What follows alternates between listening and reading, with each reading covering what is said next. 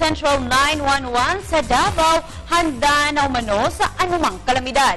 Ihatid sa atin ang balitang yan ng aming kasama mula sa Davao. Walang iba kundi si Peng Alinio ng Radyo ng Bayan Davao. Magandang hapon sa iyo, Peng.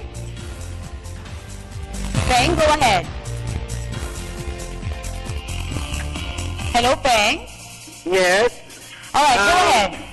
Yeah, thank you very much. Tiniyak ng hepe ng Central 911 na nakahanda ang buong puwersa ng Davao City, kabilang mga volunteers kung sakali mang sumalanta malakas na ulan.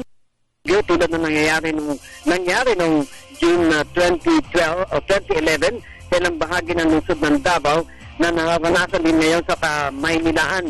Ayon kay Emmanuel Haldon, hepe ng Central 911 sa Davao City, na nag-iisang 911 sa buong bansa at pang-apat sa buong mundo, nakahanda sa lahat ng panahon ang mga kagamitan ng 911 at ibang units tulad ng rubber boats, life vest, bangka, jet ski at communication equipment, pati na rin ang monitoring system o CCTV ng Public Security Safety Command Center o PSCC upang siyang gumalugad at mag-monitor na apektadong lugar kung sakali man. Naitayo na rin ang rain gauge equipment sa mga lugar na malimit ulanin at ang water level equipment sa may mga tabing ilog ng Davao River. Ayon na rin nila maranasan ang nangyayari noong ika-28 ng Hunyo kung saan mahigit 30 ang sabi dito at umabot sa mahigit 1,000 ang mga nawalan ng tirahan at mga nasugatan. Yan ang ating mga balita para sa Telebisyon ng Bayan. Peng Alinio ng Radyo ng Bayan Davao, nag-uulat.